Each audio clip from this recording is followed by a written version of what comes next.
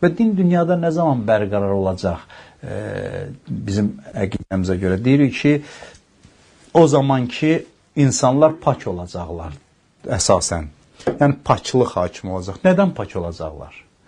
Belə ümumi deyənmərik, pisliklər hamısı eyni statusda deyil. Ana pisliyi nədir? Bax, bəşəriyyətin bütün təkamülünün yolunda əsas maniyə budur ki, bəşəriyyət hazır deyil ki, birinin üstünlüyünü etiraf etsin.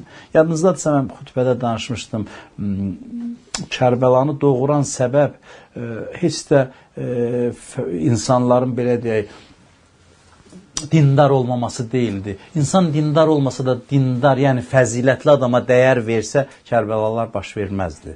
Yəni, ola bilər bir özü fəzilətli deyil, amma etiraf edə bilirsə ki, bu üstün adamdır, bu artıq cəmiyyətin inkişafının əsas səbəblərindən biridir. Və Əbu Cəhildə tarixi sözündə bunu qabardır, bu məsələni qabardır. Deyir ki, onlardan nübüvvət olsa biz udzacağıq, biz artıq onlara hər baxımdan məğlub olacağıq.